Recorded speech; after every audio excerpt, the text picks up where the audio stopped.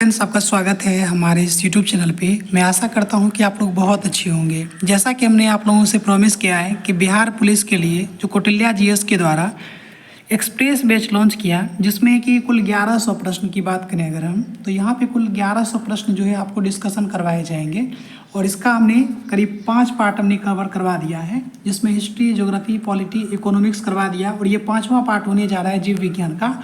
इस वीडियो को काफ़ी ध्यान से देखना है, काफ़ी एक्स्ट्रा फैक्ट के साथ बहुत ही मज़ेदार तरीके से हम इस टॉपिक को कवर करने का प्रयास करेंगे। तो चलिए बिना समय बर्बादी के हम शुरू करते हैं। पहला प्रश्न जो है, मनुष्य में नासिका छिद्र, लैरिंक्स और ट्रैकिया और फेफड़ा ये मिलकर क्या बनाता है? तो ये सभी जो बनाता है ये श्वसन तंत्र बनाता है। नेक्स्ट क्वेश्चन है, निम्नलिखित में कौन सा रक्त का थक्का जमाने के लिए उत्तरदायी है? तो देखिए, तो यहाँ पे इसका सही जवाब हो जाएगा रक्त बिंबाणु। ये विषाणु गलत हो गया। ब्लड प्लेटलेट्स जो होता है ना, तो ये रक्त का थक्का जमाने के लिए जिम्मेवार होता है। हालांकि प्रोथ्रोम्बिन इत्यादि का भी नाम आता है, लेकिन वो हम नेक्स्ट आगे देखने का प्रयास करेंगे। तो इसका सही जवाब हो जाएगा ऑप्शन नंबर ए। आगे के स्वस्थ व्यक्ति का सिस्टोलिक रक्तचाप क्या होता है? देखिए, रक्तचाप जो होता है ना 120/80 mmHg होता है। ठीक है, इस डाटा को याद रखेंगे। 120 को कहते हैं सिस्टोलिक, ठीक है, ऊपर वाला को कहते हैं सिस्टोलिक और नीचे वाला को कहते हैं डायस्टोलिक। तो ऑप्शन नंबर इसका क्या है? सिस्टोलिक पूछा है ना, तो ऑप्शन नंबर बी सही हो जाएगा। एक बार इसे फिर देख लेंगे। मानव का जो सामान्यतः रक्तचाप होता है ना, ये होता है 120/80 mmHg, ठीक है, mmHg। तो Hg इंडिकेट करता है पारा की मात्रा को, ठीक है। तो यहाँ पे इसका सिस्टोलिक इसको कहते हैं, जबकि डायस्टोलिक कहते हैं 80 को। तो इसका सही ऑप्शन हो जाएगा ऑप्शन नंबर बी। प्रकाश की ओर प्ररोह की गति क्या है? तो प्रकाश की ओर जो प्ररोह की गति जो है, ये प्रकाशानुवर्तन होता है। प्ररोह का क्या मतलब होता है? तना। अब देखिए, जड़ होता है विकसित मूलांकुर से, और तना का जो विकास होता है ना, ये होता है प्रांकुर से। इसको क्या कहते हैं? प्रांकुर। आगे प्रश्न देखते हैं, रंध्र का मुख्य कार्य क्या होता है? तो ये रंध्र जो होता है ना, गैस के विनिमय एवं वाष्पोत्सर्जन के लिए जिम्मेवार है। रंध्र का मुख्य काम होता है गैसों का विनिमय और वाष्पोत्सर्जन। अब देखिए, आगे बढ़ते हैं। पौधे के उत्सर्जी पदार्थ क्या है? टैनिन, रेजिन और गोंद, ये सभी पौधे का उत्सर्जी पदार्थ है। जैसे कि आपके शरीर से पसीना निकलता है ना, उसी प्रकार जो पादप होते हैं, पादप से ये टैनिन, रेजिन और गोंद का निष्कासन होता है। आगे प्रश्न देखते हैं, क्लोरोफिल वर्णक क्या होता है? देखिए, क्लोरोफिल जो होता है ना, क्लोरोफिल में कहने का मतलब क्लोरोफिल का रंग क्या है?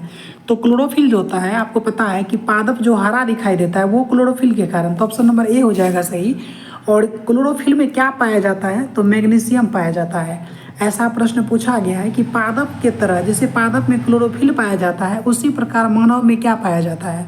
तो मानव में जो होता है हीमोग्लोबिन पाया जाता है। हीमोग्लोबिन में जो होता है लोहा पाई जाती है, ठीक है, लेकिन क्लोरोफिल में यह हरा रंग का पाया जाता है, क्या? मैग्नीशियम। आगे बढ़ते हैं, ये ऑक्सीजन लिखा है, तो दरअसल इसको ऑक्सीन भी कहते हैं, ठीक है, ऑक्सीन। ऑक्सीन क्या है? तो दरअसल ऑक्सीन जो है ना, ये पादप हार्मोन है। तो सही जवाब हो जाएगा option number C.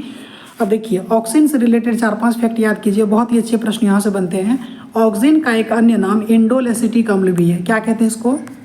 Indole acetic अम्ल कहते हैं, ठीक है, इंडोल एसिटिक अम्ल कहते हैं इसको, ये भी ध्यान रखेंगे। उसके बाद ऑक्सीन से ही इसके बारे में देखिए, क्वेश्चन ये पूछा जाता है 2,4-D क्या है? तो ये एक जो है खरपतवारनाशी है, और ये भी निकाला जाता है ऑक्सीन से ही। उसके बाद 2,5-D भी है, एक खरपतवारनाशी जो कि ऑक्सीन से ही निकाला जाता है। अगर किसी भी फल का अनिषेचित फल अगर प्राप्त करना है, यानी कि बिना निषेचन के ही फल का विकास अगर करवाना है, तो यहाँ पे ऑक्सीन का ही उपयोग होता है। तो ये हमने आपको 3-4 एक्स्ट्रा फैक्ट बता दिया है।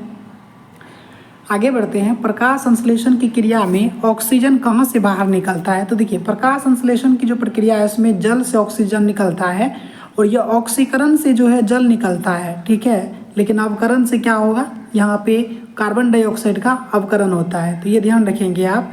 और प्रकाश संश्लेषण का जो होता है सबसे दर सबसे अधिक लाल में होता है, लाल के बाद जो होता है नीला में, और सबसे कम जो प्रकाश संश्लेषण का दर पाया जाता है वो होता है बैगनी में। तो आप इस प्रश्न को आप ध्यान से रख लेंगे। अब देखिए प्रकाश संश्लेषण जो है ये ऊष्मा शोषी अभिक्रिया है, इसके बारे में भी आप ध्यान रखेंगे। प्रकाश संश्लेषण क्या है? ऊष्मा शोषी अभिक्रिया है ये। नेक्स्ट क्वेश्चन देखते हैं कि मैग्नीशियम पाया जाता है, तो मैग्नीशियम किस में पाया जाता है? अभी हमने आपको बताया था मैग्नीशियम जो है ये क्लोरोफिल में पाया जाता है। तो ऑप्शन नंबर ए हो जाएगा सही जवाब। पौधे में जाइलम के द्वारा पदार्थों का स्थानांतरण होता है। देखिए कोई अगर पौधा जो होता है ना, ये हमारा पौधा होता है, तो जाइलम जो होता है ये जल के वहन के लिए जिम्मेवार है। तो ये जो होता है नीचे से ऊपर की ओर, तो सही जवाब क्या हो जाएगा? तो ऑप्शन नंबर बी, ऊपर की ओर। ठीक है, नेक्स्ट क्वेश्चन देखते हैं कि मनुष्य में प्रमुख उत्सर्जी अंग क्या है? तो मनुष्य में जो प्रमुख उत्सर्जी अंग है ये होता है वृक्क। वृक्क को ही हम किडनी कहते हैं। किडनी जो है मानव में ये उत्सर्जी अंग है। ठीक है, आगे बढ़ते हैं। एक क्वेश्चन है अमीबा। अमीबा जो है अपना भोजन किसके द्वारा पकड़ता है? तो अमीबा जो अपना भोजन प्राप्त करता है ये कूटपाद के द्वारा। एक और क्वेश्चन ध्यान से रखेंगे, एक क्वेश्चन रहता है हाइड्रा के बारे में, पूछता है कि हाइड्रा अपना भोजन कैसे प्राप्त करता है? तो उसको कहते हैं टेंटेकिल्स। क्या कहते हैं? टेंटेकिल्स। टेंटेकिल्स कहता है हाइड्रा, लेकिन अमीबा के बारे में पूछा जाए तो कूटपाद इसका सही जवाब होगा। आगे प्रश्न है कि निम्नलिखित में कौन मलेरिया परजीवी है? तो मलेरिया परजीवी कौन सा है? तो ये होता है प्लाज्मोडियम। तो इसका सही जवाब क्या हो जाएगा? देखिए प्लाज्मोडियम के कारण जो होता है मलेरिया होता है, और प्रोटोजोआ से आप कह सकते हैं पेचिस जो बीमारी होती है ना, तो इसका कारण है प्रोटोजोआ लिस्मेनिया। देखिए लिस्मेनिया डोनावानी से क्या होता है? कालाजार। कालाजार के लिए जो जिम्मेवार मक्खी है उसका नाम है बालू मक्खी कहते हैं, या उसको सेंड फ्लाई या फिर उसको सिकता मक्खी भी कहा जाता है। अब पूछा गया है कि खुला परिसंचरण तंत्र किस में पाया जाता है? तो ये कॉकरोच में जो है खुला परिसंचरण तंत्र पाया जाता है। इससे पहले आपको वर्ग के बारे में आपको पता होना चाहिए, जैसे कि संघ आर्थ्रोपोडा। ठीक है, संघ आर्थ्रोपोडा के जो होते हैं, और उसके बाद एनिलिडा जिसमें जोंक सब आता है, उसके बाद मोलस्का मतलब जिसके शरीर पे खोल रहता है। तो यानी कि ये तीनों जो संघ है, इस तीनों संघ के जितने भी जंतु होंगे वो सभी उन सभी में खुला परिसंचरण तंत्र पाया जाता है। आर्थ्रोपोडा में कीट पतंग है, तो कॉकरोच क्या है? कीट है, तो इसीलिए ये आर्थ्रोपोडा में आएगा। एनिलिडा में हमने आपको जोंक बताया था अभी। उसके बाद मोलस्का में जो होता है कि जिसके ऊपर कवच हो, जैसे शंख सब जो आता है ये किस में आता है? मोलस्का में आता है। और ये शंख का जो ऊपरी परत ये रहता है इस प्रकार का, तो उसको क्या कहते हैं? ये जो बना होता है ये कैल्शियम कार्बोनेट का बना होता है। आगे बढ़ते हैं। हमारे शरीर में कौन सा हार्मोन कार्बोहाइड्रेट, प्रोटीन और वसा के उपापचय का नियंत्रण करता है? तो ये करता है थायरॉक्सिन। अब देखिए थायरॉक्सिन की बात करें तो ये थायरॉक्सिन जो स्रावित होता है थायराइड ग्रंथि से, और थायराइड जो है हमारे शरीर में सबसे बड़ी अंतःस्रावी ग्रंथि है। थायराइड को एच ग्लैंड भी कहा जाता है। क्या कहते हैं?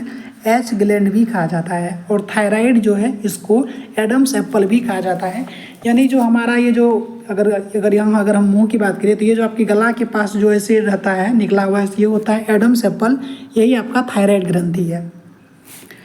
अब इंसुलिन की बात करें तो देखिए इंसुलिन जो होता है इसमें जस्ता पाया जाता है। श्वसन जो है किस प्रकार की रासायनिक अभिक्रिया है? तो ये ऊष्माक्षेपी अभिक्रिया है। आगे प्रश्न देखते हैं क्या है कि किसी पौधे में रंध्र अनुपस्थित रहता है। ये कह रहा है कि कौन सा वह पौधा है जिसमें रंध्र जो है नहीं पाया जाता है? तो ये हाइड्रिला में जो है रंध्र नहीं पाया जाता है। हाइड्रिला जो ये शैवाल में आता है, और ये शैवाल जो है ये जड़, तना और पत्ती का कोई विभाजन नहीं होता है। तो हाइड्रिला का जो पौधा होता है ये शैवाल है, और इसका जो पत्ता होता है ये जड़, तना और पत्ती में कोई इसका विभाजन नहीं होता है। तो इसका सही जवाब हो जाएगा ऑप्शन नंबर बी। आगे कि जीवन का एक महत्वपूर्ण विशेषता क्या है? तो देखिए मानव जीवन का जो सबसे महत्वपूर्ण विशेषता है वो क्या होता है? ये वृद्धि होता है। तो ऑप्शन नंबर बी इसका सही जवाब होगा। आगे बढ़ते हैं। जीवन का एक महत्वपूर्ण विशेषता वृद्धि है। मानव गुर्दे का आकार क्या होता है? कि मानव का जो गुर्दा होता है ना, ये किडनी कहने का मतलब तो मानव गुर्दे का जो आकार होगा ये सीम के बीज की तरह होता है। तो ऑप्शन नंबर सी सही जवाब हो जाएगा, यानी कहने का मतलब है किडनी। अब ग्लाइकोलाइसिस, देखिए ग्लाइकोलाइसिस जो पूछा गया है कि ये कहाँ होता है? तो ग्लाइकोलाइसिस का जो प्रक्रिया होता है ये कोशिका द्रव्य में होता है। अब कुछ लोगों के मन में माइटोकॉन्ड्रिया घूम रहा होगा, तो माइटोकॉन्ड्रिया की जो सबसे ऊपरी परत होती है ना, तो उसको कहते हैं क्रिस्टी। और माइटोकॉन्ड्रिया में जीवाणु नहीं पाया जाता, याद रखेंगे। उसके बाद माइटोकॉन्ड्रिया में जो होता है क्रेब्स चक्र होता है। ठीक है, क्रेब्स चक्र का जो प्रक्रिया होता है ये माइटोकॉन्ड्रिया में होता है, लेकिन ग्लाइकोलाइसिस का जो प्रक्रिया होता है ये कहाँ होता है? कोशिका द्रव्य में होता है। मानव हृदय में पाए जाते हैं, तो यानी कि मानव का जो हृदय है इसमें कुल कितने कक्ष पाए जाते हैं? तो मानव हृदय में जो है 4 विषम यानी कि 4 कक्ष पाए जाते हैं, और लेकिन 3 परत पाया जाता है। मानव के हृदय में 3 जो होता है ये परत होता है, इस बात का ध्यान रखेंगे। और 2 गांठ होता है इसमें, ठीक है, 2 गांठ को नोड कहते हैं। तो मानव हृदय से रिलेटेड 3 फैक्ट याद रखेंगे कि इसमें 4 कक्ष होता है, 3 परत से घिरा रहता है, और इसमें 2 गांठ लगे होते हैं। उसके बाद मानव हृदय की बात अगर करें तो यहाँ से 2 प्रश्न और याद रखेंगे। जो इसका दायां साइड होता है ना, ये आपका राइट साइड हो गया। राइट में जो होता है ये शुद्ध रक्त नहीं होता है, जबकि लेफ्ट में शुद्ध रक्त होता है। तो ये 2 एक्स्ट्रा फैक्ट आपको हो गए जो हमने आपको बता दिया अभी। अब आगे बढ़ते हैं कि मानव मूत्र में जो है यूरिया की प्रतिशत मात्रा कितनी है? तो करीब 2% जो है ये मानव में यूरिया पाया जाता है, और ये आमाशय में जो है अमोनिया का उत्पादन होता है। हालांकि यूरिया जो होता है मानव शरीर में ये यकृत में उत्पादित होता है। तो क्वेश्चन बढ़ते हैं कि मस्तिष्क के विभिन्न सूचना किस रूप में संचित होती है? तो मस्तिष्क में जो विभिन्न सूचना होती है ये उद्दीपन, इसका सही जवाब हो जाएगा उद्दीपन के रूप में संचित रहती है।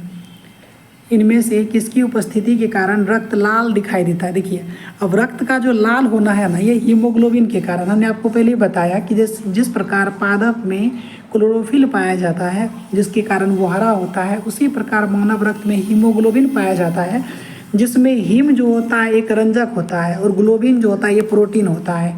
तो इन दोनों को मिलने से क्या हो गया? हीमोग्लोबिन। हीमोग्लोबिन के कारण हमारा जो रक्त होता है ये लाल होता है।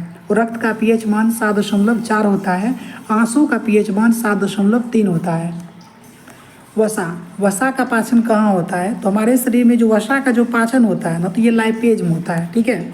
अब यहाँ से आपको 4-5 एक्स्ट्रा फैक्ट बताएंगे, बस आपको ध्यान से सुनना है, और आपको लगे अगर इसको याद कर लेना है तो याद करना है, या फिर इसको नोट डाउन कर सकते हैं।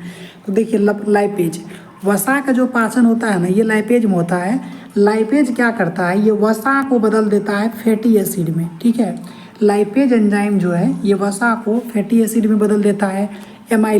एमाइलेज जो होता है ये स्टार्च या मंड या ग्लाइकोजन, याद रखेंगे, एमाइलेज जो होता है ये स्टार्च को, मंड को या फिर ग्लाइकोजन को ग्लूकोज में और माल्टोज में बदल देता है।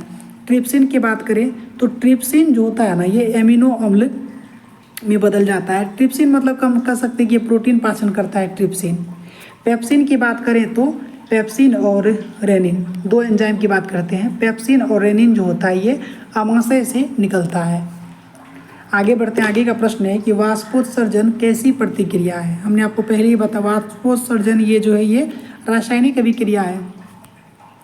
भोजन का मुख्य रूप से अवशोषण कहाँ होता है? तो भोजन का जो मुख्य रूप से अवशोषण होता है इलियम मतलब छोटी आंत में होता है। ये छोटी आंत में पाचन और अवशोषण दोनों होता है, इस बात का आप ध्यान रखेंगे। पित्त रस कहाँ से स्रावित होता है? देखिए, पित्त रस जो होता है यकृत से स्रावित होता है, और ये पित्ताशय में जाकर के जमा होता है। पित्ताशय का जो आकार होता है वो नाशपाती के फल के जैसा होता है, और पित्त जो होता है भोजन को क्षारीय बनाता है, याद रखेंगे। और यकृत की अगर बात करें तो यकृत जो है हमारे शरीर की सबसे बड़ी ग्रंथि है, लेकिन मानव शरीर का सबसे बड़ा अंग पूछ लिया जाए तो त्वचा, सबसे बड़ी ग्रंथि पूछ लिया जाए तो यकृत, सबसे बड़ी अंतःस्रावी ग्रंथि पूछ लिया जाए तो थायराइड ग्रंथि। और पित्त रस जो होता है यकृत की कुफर कोशिका से स्रावित होता है, और ये पित्ताशय में जाकर के जमा हो जाता है। पित्ताशय को इंग्लिश में गॉल ब्लैडर कहा जाता है। पादप में जाइलम जो है जल परिवहन के लिए उत्तरदायी है, जबकि फ्लोएम जो है भोजन के लिए। तो इसका सही जवाब हो जाएगा जल का वहन। अब देखिए, स्वपोषी पोषण के लिए क्या आवश्यक है? स्वपोषी के लिए मतलब कि कहने का मतलब पादप, ठीक है, पेड़ पौधे। तो पादप के लिए क्या आवश्यक है? क्लोरोफिल चाहिए, सूर्य का प्रकाश चाहिए, और कार्बन डाइऑक्साइड चाहिए। इन सभी से वो अभिक्रिया करके अपना भोजन स्वतः प्राप्त करता है और बना लेता है। पाइरूवेट के विखंडन से यह कार्बन डाइऑक्साइड, जल और ऊर्जा देता है। तो यह क्रिया क्या कहलाती है? तो इस क्रिया को सॉरी यह क्रिया कहाँ होती है, तो ये होती है माइटोकॉन्ड्रिया में, और इस प्रक्रिया को क्रेब्स चक्र कहा जाता है। ठीक है, क्रेब्स चक्र की प्रक्रिया में पाइरूवेट के विखंडन से कार्बन डाइऑक्साइड, जल और ऊर्जा का निर्माण होता है, और यह प्रक्रिया जो है माइटोकॉन्ड्रिया में होता है। इसीलिए माइटोकॉन्ड्रिया को कोशिका का पावर हाउस कहा जाता है। यीस्ट जो है किस वर्ग का एक कोशिकीय जीव है, तो यीस्ट जो है ना, तो ये कवक आता है। ठीक है, अब देखिए शैवाल कवक हो जाएगा, तो ये तो हमने बता ही दिया। अब यीस्ट का जो प्रयोग होता है ये शराब निर्माण में उत्प्रेरक के रूप में काम करता है यीस्ट। आगे बढ़ते हैं कि पादप में पाया जाने वाला वृद्धि हार्मोन कौन सा है, तो पादप में जो पाया जाने वाला वृद्धि हार्मोन है ये, इसको जिबरेलिन कहते हैं। मानव आहार नाल का सबसे लंबा भाग क्या है, तो मानव आहार नाल का जो सबसे लंबा भाग है ये छोटी आंत है। निम्नलिखित में कोशिका का ऊर्जा मुद्रा के रूप में किसे जाना जाता है, तो ये कहते हैं एटीपी। एटीपी मतलब एडेनोसिन ट्राइफॉस्फेट। तो कोशिका का जो ऊर्जा करेंसी कहलाता है वो एटीपी कहलाता है। ऑप्शन नंबर बी सही जवाब होगा। निम्नलिखित में कौन से यंत्र का उपयोग रक्तदाब को मापने में किया जाता है, तो रक्तदाब मापने के लिए जो होता है स्फिग्मो मैनोमीटर का प्रयोग होता है। बैरोमीटर का प्रयोग होता है वायुमंडलीय दाब मापने के लिए। मैनोमीटर से गैस का भी दाब मापा जाता है, और बंद बर्तन के अंदर का दाब भी मापा जाता है मैनोमीटर से। दोस्तों मैं आशा करता हूँ कि आपको ये वीडियो अच्छा लग रहा होगा, और हमारा जो ये प्रयास है ये काफ़ी आपके एग्ज़ाम में लाभकारी सिद्ध होगा। भविष्य के 8-10 वीडियो और में हम सब मतलब अच्छे तरीके से हम सब टॉपिक कवर करवा देंगे। इसके बाद केमिस्ट्री और फिजिक्स बच जाएगा, वो भी एक ही वीडियो में कवर करवा देंगे। तो इसका सही जवाब हमने बता दिया कि रक्तदाब मापने के लिए स्फिग्मो मैनोमीटर। तिलचट्टा का श्वसन अंग क्या है, तो तिलचट्टा का जो श्वसन अंग है ये ट्रैकिया है, और इसमें तिलचट्टा कहिए या कॉकरोच कहिए, और इसमें क्या होता है खुला परिसंचरण तंत्र पाया जाता है। खुला परिसंचरण तंत्र में कौन कौन सा संघ बताया हमने, आर्थ्रोपोडा बताया, एनिलिडा बताया और मोलस्का बताया। एस्टोमेटा को ही रंध्र कहते हैं। रंध्र के खुलने और बंद होने की क्रिया को कौन नियंत्रित करता है, तो इसका सही जवाब क्या हो जाएगा, ये होगा द्वार कोशिका। ठीक है, एस्टोमेटा यानी रंध्र के खुलने और बंद होने की क्रिया को जो नियंत्रित करता है ये द्वार कोशिका करता है, यानी ये जाइलम में पाया जाता है द्वार कोशिका। द्वार कोशिका होती है। और किस प्रकार के श्वसन से अधिक ऊर्जा मुक्त होती है, तो ये जो होता है वायवीय श्वसन में अधिक ऊर्जा मुक्त होती है, और ये क्रेब्स चक्र के दौरान ही वायवीय श्वसन होता है। आगे बढ़ते हैं, डायलिसिस मशीन के द्वारा रक्त का शुद्धिकरण की प्रक्रिया को क्या कह देते हैं, तो ये तो अपोहन तो होता ही है। अपोहन को हिंदी में कहा जाता है हीमोडायलिसिस। तो ऑप्शन नंबर डी इसका सही जवाब होगा। मनुष्य के श्वेत रक्त काल का जीवन काल, तो इसमें देखिएगा तो काफ़ी लंबा एक्चुअली WBC का जो जीवन काल होता है ना ये 2 से 5 दिन के बीच होता है, तो इसका 12 से 20 आप लगभग में ले सकते हैं, लेकिन ये भी इसका सही जवाब नहीं होगा क्योंकि इधर काफ़ी लंबा टाइम दिया है तो इतना नहीं होता है। WBC जो हमारे शरीर में समझ सकते हैं कि प्रतिरक्षी के रूप में काम करता है। ये हमारे बॉडी को वातावरण से आए हुए किसी भी हानिकारक जीवाणुओं को मारने का काम करता है। ये उसके प्रति जो होता है ये रक्षक है ये, तो इसको WBC का जीवन काल 2 से 5 दिन होता है। तो ऑप्शन नंबर ए आप लेके चल सकते हैं। सजीव में पाए जाने वाले जैव प्रक्रम क्या है, तो सजीव में जो होता है ये पोषण होता है, जनन होता है, श्वसन होता है, तो दिए गए विकल्प में सभी सही है। लास्ट क्वेश्चन देखिए 955 नंबर का क्या है कि कोशिका झिल्ली किस प्रकार की झिल्ली है। देखिए कोशिका झिल्ली अर्धपारगम्य है, लेकिन कोशिका भित्ति के बारे में अगर पूछ लिया जाता है आपसे तो कोशिका भित्ति जो है पारगम्य है, लेकिन कोशिका झिल्ली अर्धपारगम्य है। तो कोशिका झिल्ली जो अर्धपारगम्य है इसको चयनात्मक पारगम्य भी कहते हैं। इसको क्या कहते हैं, चयनात्मक पारगम्य। नेक्स्ट क्वेश्चन अगर देखिए एटीपी कहा जा रहा है कि एटीपी का विस्तारित रूप क्या है, तो इसको एडिनोसिन ट्राइफॉस्फेट हमने आपको बता रखा है, ऑप्शन नंबर सी सही जवाब हो जाएगा। उसके बाद देखते हैं अग्नाशय से कौन सा हार्मोन स्रावित होता है। अग्नाशय से हार्मोन पूछा है ना तो इंसुलिन, लेकिन अग्नाशय से अगर एंजाइम पूछता तो ट्रिप्सिन पाया जाता है, एमाइलेज पाया जाता है और लाइपेज। तो इसको आप TEL याद कर सकते हैं। आग में तेल डालना है, ठीक है। अग्नाशय से ट्रिप्सिन, एमाइलेज और लाइपेज नामक 3 प्रकार के एंजाइम निकलते हैं। और अग्नाशय से जो हार्मोन पूछा गया है ये इंसुलिन। अब इंसुलिन का जो पहला टीका इंसुलिन का खोज 1921 में जो है एफ बेटिंग और बेस्ट ने किया था। और इंसुलिन जो है ये लेंगरहैंस की द्वीपिका, यानी अग्नाशय में एक सेल है आइसोलेट ऑफ, उसको लेंगरहैंस कहते हैं।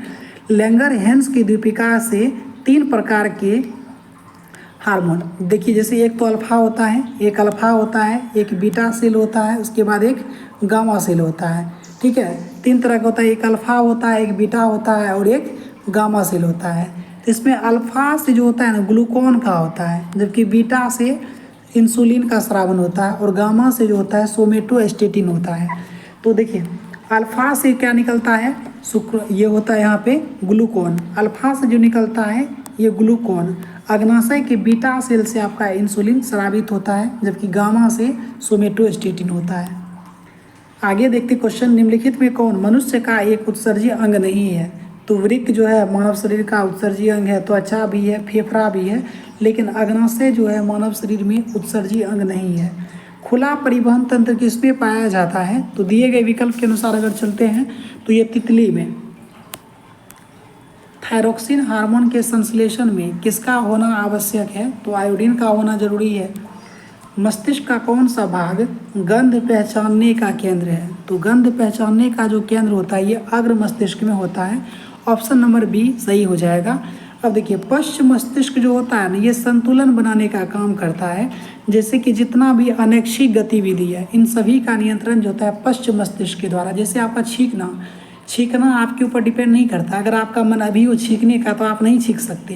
तो ये सभी मतलब कि अनैच्छिक गतिविधि का जो नियंत्रण करता है वो पश्च मस्तिष्क करता है, जबकि अग्र मस्तिष्क जो होता है ये ऐच्छिक गतिविधि का नियंत्रण करता है। जैसे आपका मन हुआ कि मैं अपना हाथ को उठा करके अपने सर पे रखूं तो वो कर सकते, ये ऐच्छिक गतिविधि है। ऐच्छिक गतिविधि का नियंत्रण कौन करता है, अग्र मस्तिष्क करता है। अब मध्य मस्तिष्क जो होता है ना ये देखने सुनने का काम करता है मध्य मस्तिष्क। मनुष्य के शरीर की सबसे बड़ी ग्रंथि क्या है, तो लीवर या यकृत। लीवर या यकृत जो है मानव शरीर की सबसे बड़ी ग्रंथि है।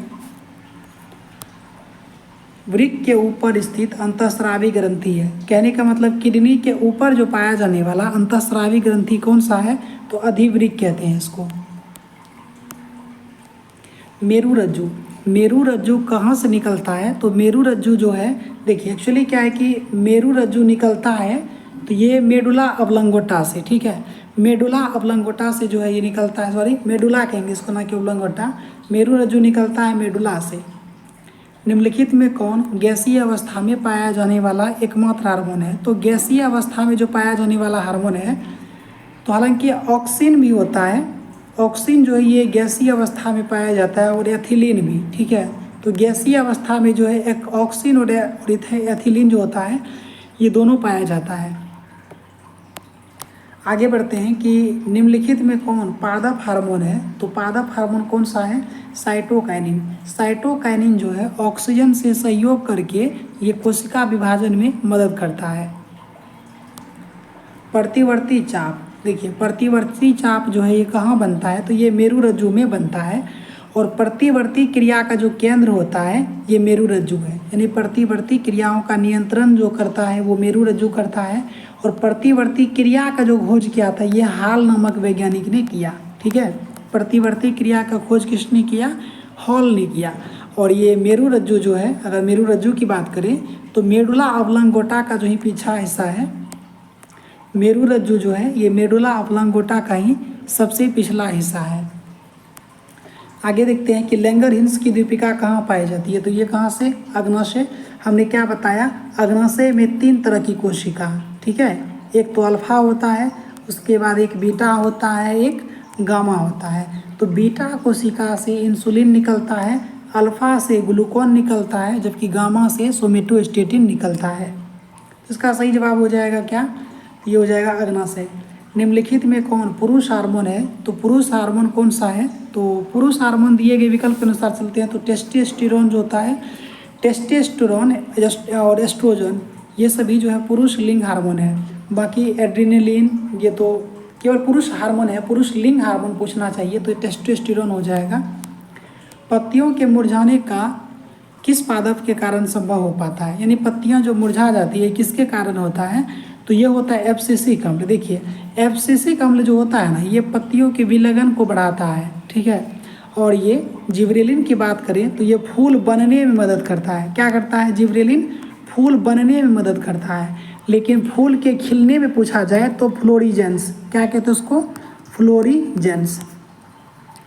फ्लोरिजेंस नामक जो हार्मोन होता है ये फूल खिलने में मदद करता है, लेकिन फूल बनने में जो है मदद करता है जिब्रेलिन। और जिब्रेलिन जो है ये कवक से निकाला जाता है।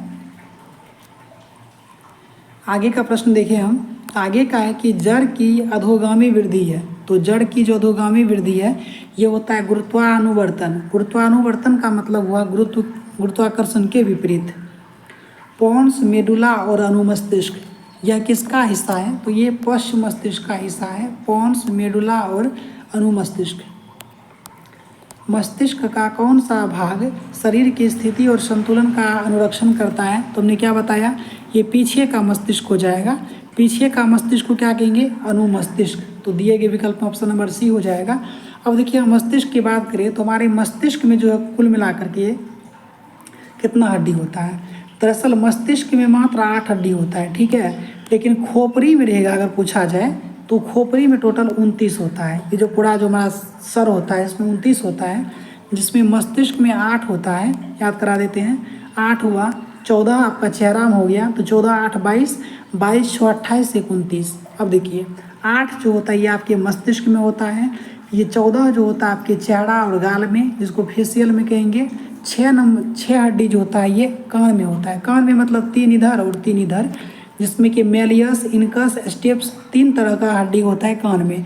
कान जो होता है ये उपास्थि इसमें पाया जाता है, और इसमें कार्टिलेज के कारण ये कान सब जो होता है लचीला होता है। तो ये 6 आपका कान में। एक जो होता है हायड नामक होता है, क्या कहते हैं ये? हायड।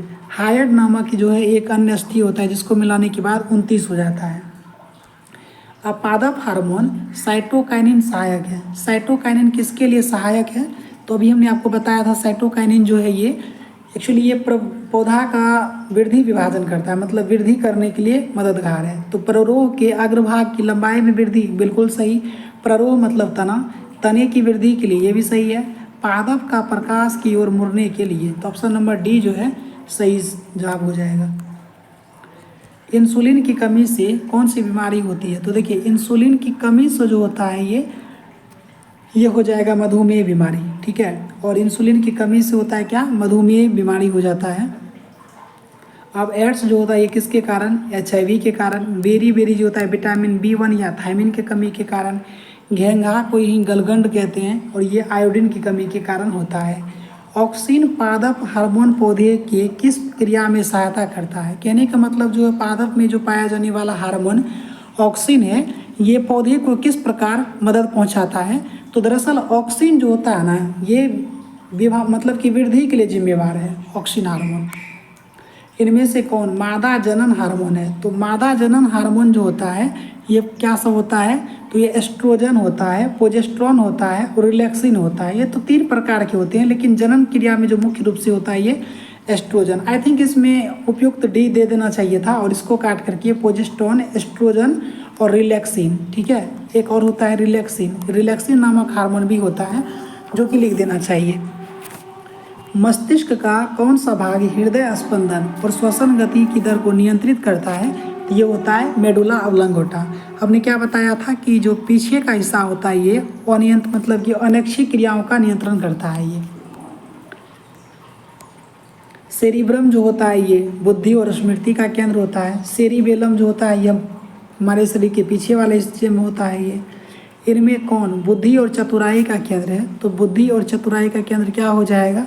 सेरिब्रम कहते हैं इसको। निम्न में कौन पिट्यूटरी ग्रंथि से निकलने वाला हार्मोन है? तो पिट्यूटरी ग्रंथि से जो निकलने वाला हार्मोन क्या हो जाएगा? वृद्धि हार्मोन। वृद्धि हार्मोन को ही STH भी कहते हैं। मक्खी का डंक एक अम्ल है जो छोड़ता है, जिसके कारण दर्द और जलन का अनुभव होता है। मधुमक्खी का जो डंक में होता है ये क्या होता है? ये मेथेनोइक अम्ल होता है। मेथेनोइक अम्ल का ही एक अन्य नाम जो है फार्मिक अम्ल भी होता है। जितना भी चींटी का या कीट का डंक होता है वो मेथेनोइक अम्ल होता है, लेकिन सांप का जो डंक होता है, याद रखेंगे कि सांप का जो डंक होता है रासायनिक तौर पे ये प्रोटीन होता है। सांप का जो अम्ल होता है ये रासायनिक तौर, सांप के डंक में जो होता है ये प्रोटीन होता है। शरीर का संतुलन बनाए रखता है कौन? तो शरीर का जो संतुलन बनाए रखता है कौन? सेरिबेलम, पीछे का हिस्सा। सेरिब्रम क्या होता है? ये मस्तिष्क का सबसे विकसित भाग है और ये बुद्धि और चतुराई का केंद्र कहलाता है। किशोरावस्था में होने वाले शारीरिक परिवर्तन का क्या कारण है? टेस्टोस्टेरोन और एस्ट्रोजन। तो ऑप्शन नंबर डी इसका सही जवाब हो जाएगा। रुधिर चाप नियंत्रित होता है, तो रुधिर चाप जो नियंत्रित होता है ना, तो ये एड्रिनल ग्रंथि के द्वारा, और प्रतिवर्ती चाप नियंत्रित होता है मेरुरज्जु के द्वारा। तो ध्यान रखेंगे कि रुधिर चाप नियंत्रित होता है एड्रिनल के द्वारा, लेकिन प्रतिवर्ती चाप नियंत्रित होता है मेरुरज्जु के द्वारा। निम्न में से कौन सा अंग संवेदग्राही नहीं है? तो संवेदग्राही जो है नाक है, कान है, आँख है, ये सभी संवेदना ग्रहण करता है, ये करके मस्तिष्क को भेजता है। तो ऑप्शन नंबर इसका सी सही जवाब हो जाएगा कि मस्तिष्क जो है ये संवेदग्राही अंग नहीं है। उभयलिंगी जीव कौन सा है? तो उभयलिंगी जीव जो आपको ऑप्शन से बताना है तो ये होता है हाइड्रा। हाइड्रा के बारे में मैंने क्या बताया था कि हाइड्रा में जो भोजन प्राप्त करने का विधि है वो टेंटिकल्स के द्वारा होता है। तो ऑप्शन नंबर इसका सही हो जाएगा ए। नर पुष्प में, मतलब फूल का जो नर होता है, हिस्सा होता है, उसका प्रजनन अंग क्या होता है? तो नर में होता है पुंकेसर, स्त्री में होता है स्त्री केसर। तो ये ध्यान रखेंगे, पुष्प का जो नर प्रजनन अंग होता है उसको कहते हैं पुंकेसर। तने के द्वारा कायिक प्रवर्धन होता है हल्दी में, पुदीना में, अदरक में, यानी इन सभी का जो तना अगर काट करके आप लगा देते हैं तो ये फिर से उग जाएगा।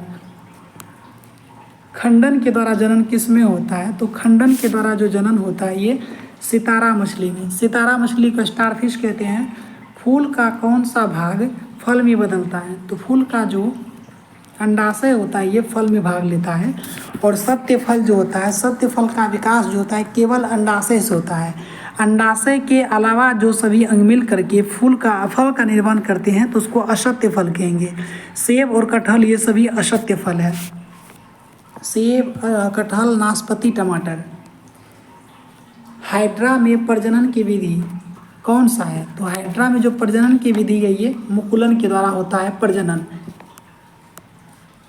पराग कोश में पाए जाते हैं, पराग कोश में जो होता है परागकण पाया जाता है। निम्नलिखित में कौन सा लैंगिक जनन रोग नहीं है? तो एड्स जो होता है ये लैंगिक जनन के कारण होने वाला रोग है। सिफिलिस भी होता है, गोनोरिया भी होता है, लेकिन टाइफाइड नहीं। टाइफाइड जो होता है ये जीवाणु के द्वारा होता है जो कि साल्मोनेला टाइफी कहते हैं, और टाइफाइड जो होता है ये इसका जांच के लिए विडाल टेस्ट होता है। कीट के पंख और चमगादड़ के पंख, देखिए कीट का पंख का क्वालिटी अलग है, इसका क्वालिटी अलग है, लेकिन दोनों उड़ने में काम आता है, यानी कि दोनों का काम समान है, तो इसको कहते हैं समवर्तीय। तो ऑप्शन नंबर सी सही हो जाएगा। अब समजात अंग क्या होता है? समजात अंग का मतलब है कि जो उत्पत्ति के दृष्टिकोण से और रचना के दृष्टिकोण से, उत्पत्ति के दृष्टिकोण से समान है लेकिन कार्य के दृष्टिकोण से भिन्न है, तो उसको कहेंगे समजात अंग। जैसे मानव का जो हाथ है ये और घोड़ा का जो अगला टांग है, ये दोनों जो है समजात अंग है, लेकिन काम दोनों का अलग अलग है। तो इसका सही जवाब क्या हो जाएगा? ऑप्शन नंबर सी, समवर्ती अंग। समवर्ती मतलब सेम काम करने वाला। जीन शब्द किसने दिया? तो जीन शब्द कौन दिया था? जोहानसन ने दिया था। इसका सही हो जाएगा ऑप्शन नंबर डी। गुणसूत्र किसके बने होते हैं? तो गुणसूत्र जो बने होते हैं ये किसके बने होते हैं, आपको इसका आंसर बताना है। तो ये गुणसूत्र जो होता है इसमें डीएनए, आरएनए और प्रोटीन तीनों रहता है, तो ऑप्शन नंबर सी इसका सही जवाब हो जाएगा। गुणसूत्र को इंग्लिश में क्रोमोसोम कहते हैं, और क्रोमोसोम नाम दिया सबसे पहले वाल्डेयर ने। कोशिका में अनुवांशिक पदार्थ क्या है? तो कोशिका में जो अनुवांशिक पदार्थ है ये डीएनए होता है, ठीक है। और जीन शब्द दिया था जोहानसन ने, और जीन जो है ये इकाई है, ये क्या है? जीन इकाई है। गुणसूत्र जो है ये सब क्या है? गुणसूत्र जो है ये अनुवांशिकता, यानी कि गुणसूत्र जो हो गया आपका, ये आपका वाहक हो गया, ठीक है। गुणसूत्र आपका वाहक हो गया, जीन आपका इकाई हो गया, और डीएनए जो है अनुवांशिक पदार्थ है। आगे का प्रश्न देखते हैं कि जीन शब्द किसने दिया, तो जोहानसन ने दिया था। मलेरिया उत्पन्न करने वाले मच्छर को किस तरह के जल में उत्पन्न होता है, तो मलेरिया उत्पन्न करने वाले जो मच्छर होते हैं जिसको कि मादा एनाफिलीज कहते हैं, ये गंदे जल में उत्पन्न होता है।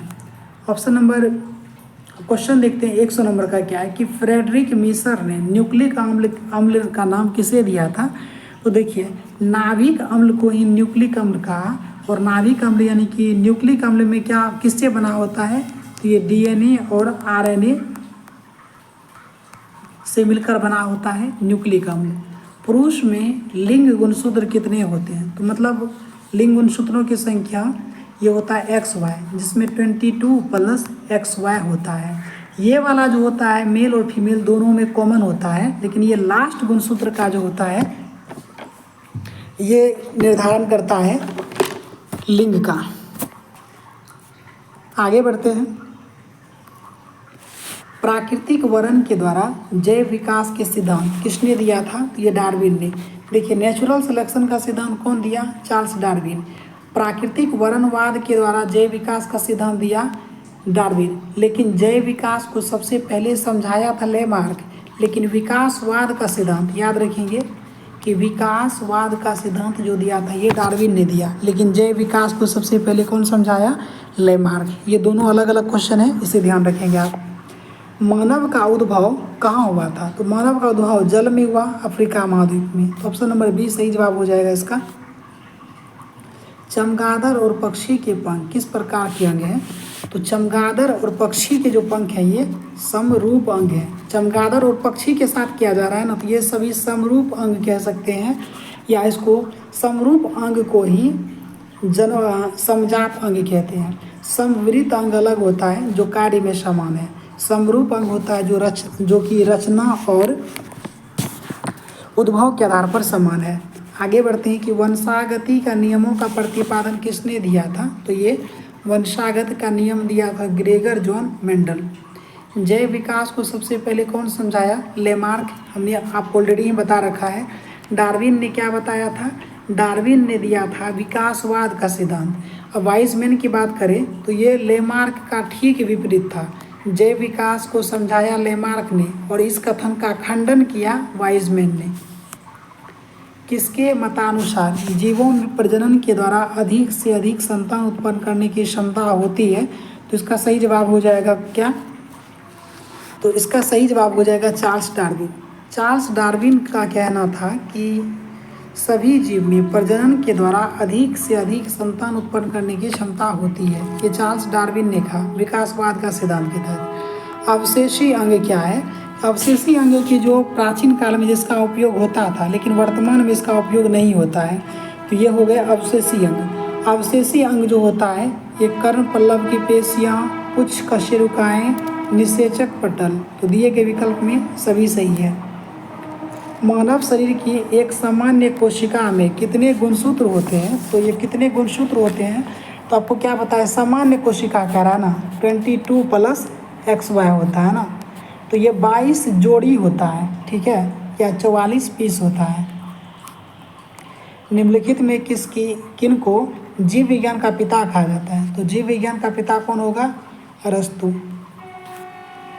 निम्नलिखित में कौन जैव अनिम्नकरणीय है, तो DDT जो है जैव अनिम्नकरणीय है, मतलब जिसको कि प्रकृति पचा नहीं सके।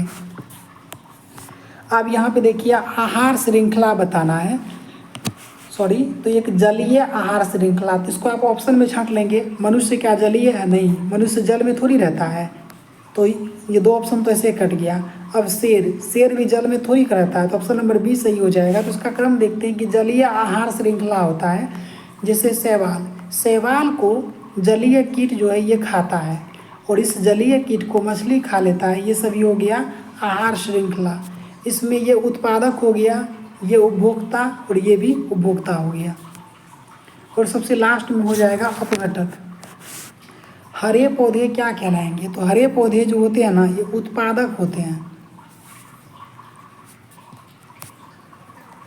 तालाब किस प्रकार का पारिस्थितिक तंत्र है, तो तालाब जो है ये प्राकृतिक पारिस्थितिक तंत्र है। मृत शरीर को पचाने वाले जीव को क्या कहा जाता है, इसको अपघटनकर्ता कहेंगे, क्या कहते हैं, अपघटक जीव कहेंगे इसको। ऑप्शन नंबर बी सही जवाब हो जाएगा। आगे नेक्स्ट क्वेश्चन देखिए, निम्न में से कौन आहार श्रृंखला सही है? तो आहार श्रृंखला जो सब सही है, क्या हो सकता है इसका सही जवाब? घास, चूहा, सर्प और मोर। तो ऑप्शन नंबर बी सही जवाब हो जाएगा। कोशिका में राइबोसोम की अनुपस्थिति में कौन सा कार्य नहीं होता है? तो ये प्रोटीन का संश्लेषण नहीं होता है। जीन किसके बने होते हैं? जीन जो होते हैं ये डीएनए और प्रोटीन के मिलकर बने होते हैं। तो ऑप्शन नंबर ए सही जवाब हो जाएगा। कोशिका भित्ति हमने आपको पहले बता दिया, कोशिका भित्ति जो है पारगम्य होती है, लेकिन कोशिका झिल्ली जो है अर्धपारगम्य होती है। रंगीन प्लास्टिड को क्या कहते हैं? तो रंगीन जो प्लास्टिड होता है इसको कहते हैं क्रोमोप्लास्ट। ठीक है। ल्यूकोप्लास्ट जो होता है रंगहीन होता है, ये जड़ के कोशिका में पाया जाता है ल्यूकोप्लास्ट। क्रोमोप्लास्ट के कारण क्या होता है? फल और बीज का रंग प्रदान करता है क्रोमोप्लास्ट, जबकि क्लोरोप्लास्ट जो होता है जिसके कारण पत्तियों का रंग हरा होता है और ये प्रकाश संश्लेषण के लिए जिम्मेवार है। और क्लोरोप्लास्ट को मतलब कि पादप कोशिका का ऊर्जागृह कहा जाता है, यानी कि किचन जो है पादप कोशिका का किचन कहलाता है क्लोरोप्लास्ट। निम्नलिखित कोशिका में किसे आत्मघाती थैली कहते हैं? तो आत्महत्या की थैली जो कहा जाता है ये कहा जाता है लाइसोसोम को। लाइसोसोम का खोज किसने किया? डी ड्यूबे ने किया था। किसने? डी ड्यूबे ने। पौधे में गैस का आदान प्रदान किस क्रिया के द्वारा होता है? तो पौधे में जो गैसों का आदान प्रदान होता है ना, तो ये होता है विसरण के द्वारा। ठीक है। अब परासरण के द्वारा क्या होता है कि जो मिट्टी के द्वारा जल का अवशोषण कहलाता है परासरण। इसका सही हो जाएगा ऑप्शन नंबर बी। पौधे की लंबाई किस ऊतक में के द्वारा बढ़ती है? देखिए, लंबा अगर बढ़ना है ना तो शीर्षस्थ विभाज्योतक ऊतक होता है। पार्श्व विभाज्योतक किसे क्या होता है? मोटाई बढ़ता है। किन कोशिकाओं की भित्ति लिग्निन के कारण मोटी हो जाती है? तो लिग्निन के कारण जो मोटी हो जाती है, इसका सही जवाब क्या हो जाएगा 123 नंबर के प्रश्न का? ये होता है दृढ़ ऊतक। दृढ़ ऊतक की कोशिका भित्ति लिग्निन के कारण मोटी हो जाती है। गैस का विनिमय किसके द्वारा संपन्न होता है? तो गैस का जो विनिमय होता है ये संपन्न होता है स्टोमेटा या इसको रंध्र कहते हैं। ठीक है, स्टोमेटा या रंध्र के द्वारा। सुबेरिन नामक कार्बनिक पदार्थ जमा रहता है। तो सुबेरिन जो जमा रहता है कॉर्क कोशिकाओं में। तो ऑप्शन नंबर डी सही जवाब हो जाएगा। किसके द्वारा मिट्टी से जल और खनिज लवण पत्तियों तक पहुंचाया जाता है? तो देखिए, जल और खनिज लवण तो जाइलम दे सकते हैं, लेकिन भोजन और खनिज लवण के लिए फ्लोएम जिम्मेवार है। तो 126 का सही जवाब क्या हो जाएगा? जाइलम। पौधे में फ्लोएम का क्या काम होता है? तो फ्लोएम का जो काम होता है ना पौधे में, ये होता है आहार का चालन। अस्थि क्या है? अस्थि जो है एक संयोजी ऊतक है। ऑस्टियोब्लास्ट कोशिका किसमें पाई जाती है? तो ये अस्थि में पाई जाती है। ऑप्शन नंबर डी सही जवाब होगा। मांसपेशी तथा अस्थियों को जोड़ती है क्या? तो मांसपेशी और अस्थि को टेंडन जोड़ती है।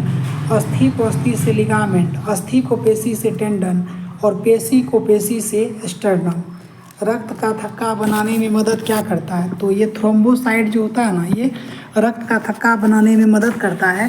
हालांकि लाल रुधिर कणिकाएं आरबीसी भी इसका सही जवाब हो सकता है। तो दिए गए विकल्प में बी सही जवाब दिया गया है। तंत्रिका ऊतक की क्या इकाई है? तंत्रिका ऊतक की जो इकाई है उसको न्यूरॉन कहते हैं हम लोग। क्या कहते हैं इसको? तो ऑप्शन नंबर डी सही जवाब हो जाएगा। संवेदना का चालन शरीर के एक भाग से दूसरे भाग में किसके द्वारा होता है? तो ये होता है तंत्रिका ऊतक के द्वारा। किस जीव में स्वपोषी और परपोषी दोनों प्रकार के पोषण पाए जाते हैं? जीवाणु जो होते हैं स्वपोषी परपोषी दोनों होते हैं। संक्रमित मादा एनाफिलीज, मादा एनाफिलीज से क्या हो जाएगा? तो मादा एनाफिलीज के काटने से हो जाएगा हेपेटाइटिस। मादा एनाफिलीज अगर काटता है तो इसका तो ये मलेरिया होता है ना। मादा एनाफिलीज के काटने से होता है मलेरिया। संक्रमित पेयजल पीजिएगा तो क्या हो सकता है आपको? हेपेटाइटिस हो सकता है, टाइफाइड हो सकता है, हैजा हो सकता है। तो ऑप्शन नंबर इसका डी सही हो जाएगा। भारत में हरित क्रांति के लिए सबसे मुख्य कारण क्या था? यहाँ पे उन्नत किस्म का बीज और खाद का प्रयोग। तो दिए गए विकल्प के अनुसार ऑप्शन नंबर डी सही हो जाएगा, समुन्नत प्रजातियों का उपयोग। कृमि को उपयोग कर कंपोस्ट तैयार करने की विधि क्या कहलाता है?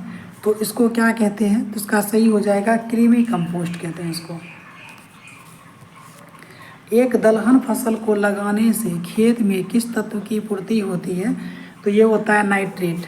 ठीक है। नेपियर एक प्रकार का घास है, तो दिए गए ऑप्शन के अनुसार चले तो हरा चारा होता है ये नेपियर। दुधारू पशुओं का रोग एंथ्रेक्स होता है। एंथ्रेक्स होता है बैक्टीरिया यानी जीवाणु से, विषाणु से क्या होता है? फूड एंड माउथ रोग। फूड एंड माउथ रोग होता है विषाणु के कारण। ब्लैक माइनर्स जो है ये किसमें पाई जाने वाली एक नस्ल है? तो ब्लैक माइनर्स जो है मुर्गियों का नस्ल है, शहद के निर्माण करती है। देखिए शहद में जो होता है ना फ्रक्टोज पाया जाता है। क्या पाया जाता है? शहद में फ्रक्टोज पाया जाता है। और शहद का जो निर्माण करता है ना, तो इसमें जो लेबर कैटेगरी के जो मधुमक्खी होते हैं वो करते हैं। तो नर मधुमक्खी या ड्रोन नहीं, नर मधुमक्खी या ड्रोन जो होता है ये समझिए कि नर मधुमक्खी नहीं, तो ये ड्रोन जो होता है ना, तो ये होता है समझिए मलिक काफूर की तरह। इसका काम है रानी मधुमक्खी की सुरक्षा करना। बिल्कुल सही है, ये कुछ कर नहीं पाएगा बेचारा। ठीक है, शहद रॉन्ग वेव नहीं लेंगे, मैं आपको बताने का प्रयास कर रहा हूँ कि ये जो होता है कि ये ड्रोन जो होता है ना, ये सभी मलिक काफूर प्रवृत्ति के होते हैं और इनका काम होता है रानी मधुमक्खी की रक्षा करना। तो शहद का जो निर्माण करता है वो कार्यकर्ता या सेवक मधुमक्खी के द्वारा। तो ऑप्शन नंबर बी इसका सही जवाब हो जाएगा। आगे बढ़ते हैं। आगे का प्रश्न देखें क्या है कि प्याज की झिल्ली पर एक बूंद आयोडीन विलयन डालने से क्या होगा? कोशिकाएं गलकर विलीन हो जाएगी। प्याज रूपांतरण है। देखिए प्याज जो है ना ये तना का रूपांतरण है और प्याज में जो गंध होता है ये सल्फर की यौगिक के कारण प्याज में गंध होता है। लहसुन में जो होता है वो एलाइसिन के कारण लहसुन गंध करता है। निम्नलिखित ऊतक में किसकी कोशिका सामान्यतः गोलाकार या अंडाकार होती है और उसके बीच में अंतरकोशिकीय स्थान पाया जाता है?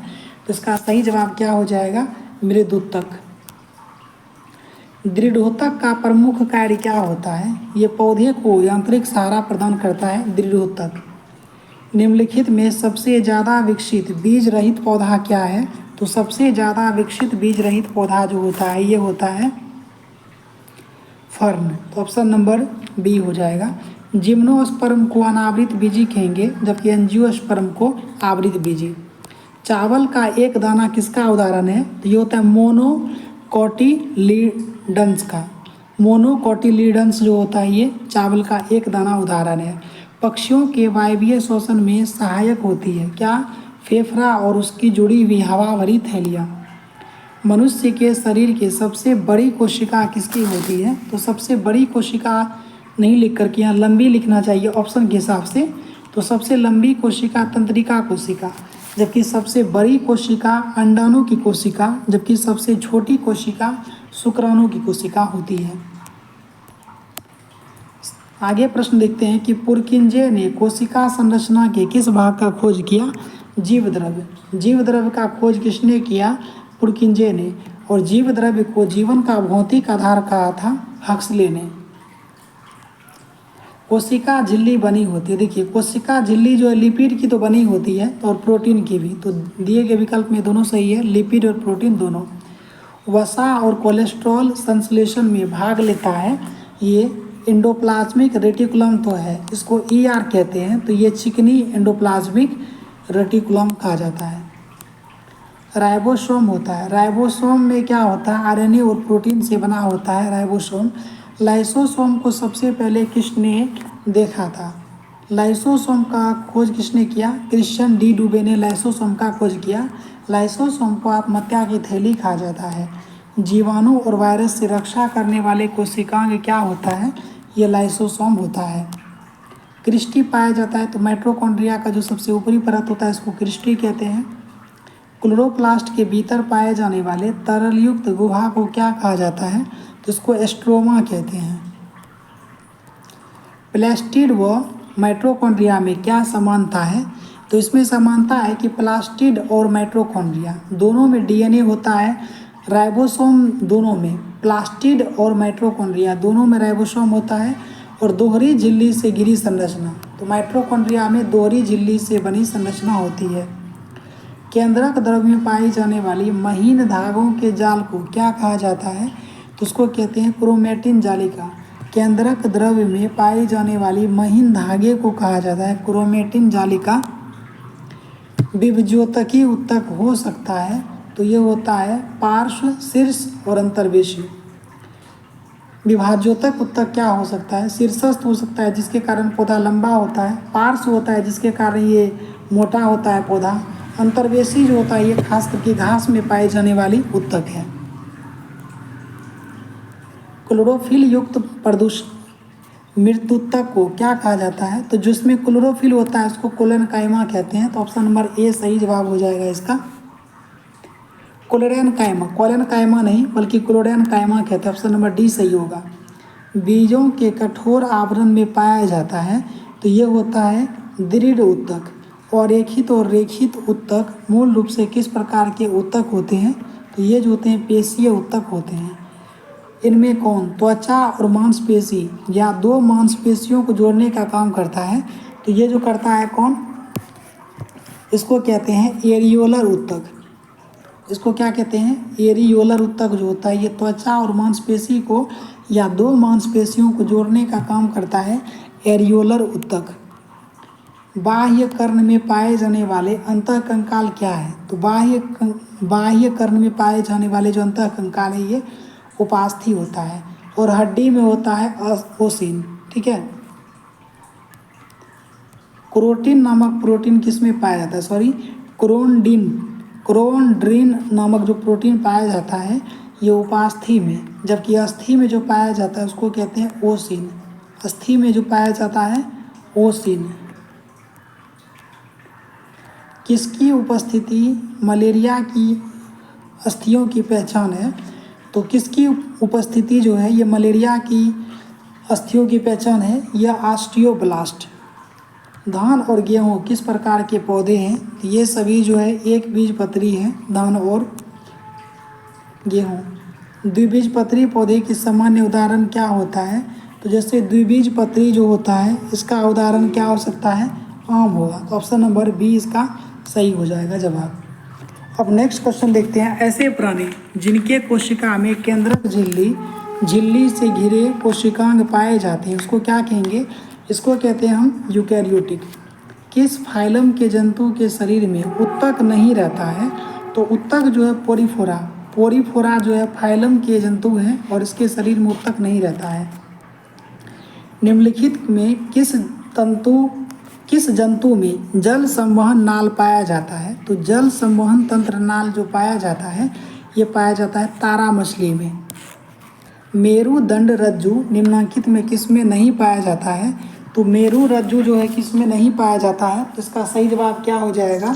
सही जवाब हो जाएगा हर्डमेनिया में। हर्डमेनिया में जो है मेरु रज्जु दंड नहीं पाया जाता है, जबकि मेरु रज्जु दंड जो है मनुष्य में पाया जाता है। मनुष्य में मेरु रज्जु तंत्रिका जो है ये 31 जोड़ा में पाया जाता है। ठीक है, 31 जोड़ा में। कपाल तंत्रिका की बात करें तो मानव में 12 जोड़ी जो है ना कपाल तंत्रिका पाई जाती है, और कशेरुक दंड की बात करें तो मानव में 33 कशेरुक दंड पाया जाता है। तो ये ध्यान रखेंगे आप, मेरु रज्जु दंड की संख्या कितनी है मानव में? 31 पेयर है, मतलब 31 जोड़ा है। फिर कपाल तंत्रिका 12 जोड़ा है, कशेरुक दंड जो है ये 33 पीस है।